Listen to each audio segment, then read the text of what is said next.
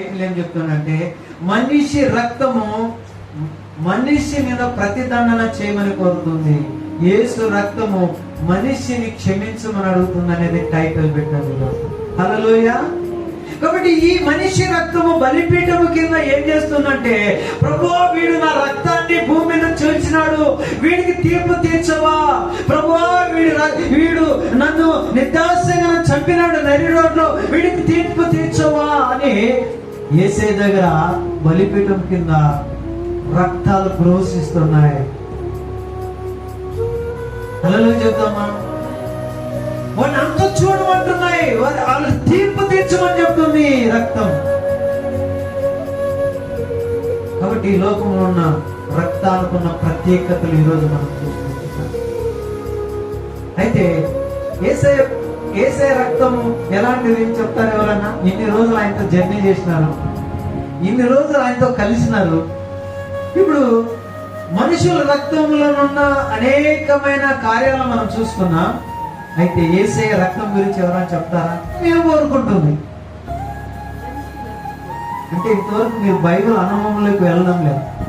ఎప్పుడైతే బైబిల్ అనుభవంలోకి వెళ్తే దేవుడు కానీ దేవుడు సంఘ కార్యాలు కానీ మీకు అర్థం కాదు. ఎప్పుడైతే బైబిల్ అనుభవంలోనికి వెళ్ళి దాన్ని ధ్యానించినప్పుడు నిన్న కూడా ఈ రోజు కూడా కన్నీళ్లు పెట్టుకున్నాను దేవుడు వాక్యం ధ్యానిస్తాను. అట్లా చదవాలి. మీరు చదివేటప్పుడు కన్నీళ్లు రావాలి. ప్రభా, ఈ యొక్క రక్త ఘోషణ అనేది ఎలా ఉంటుందని ఒక చెప్తాను నేను, జాగ్రత్త ఉండండి.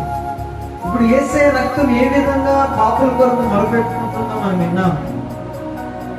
పరలోక సంబంధమైన మన దేవుడు ఈ రోజు వరకు నీ గురించి నా గురించి ఎంత ఘోషణ చేస్తున్నాడు, ఎంత వింటున్నావు నువ్వు.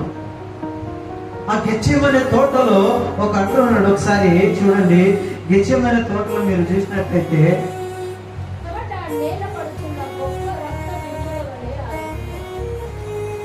ప్రతి ఘోర పాపమును కడుగును మన యేసయ్య రక్తము.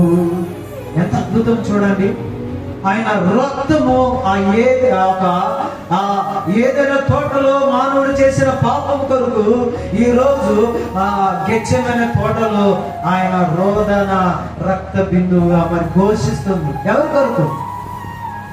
దేవుని ప్రేమను మర్చిపోతున్నా నిన్ను, దేవుని ఆజ్ఞను మర్చిపోతున్నా నీవు, నామకోస్తగా జీవిస్తున్న నీ కొరకు రక్త బిందువుగా మార్చి ఘోషిస్తుంది.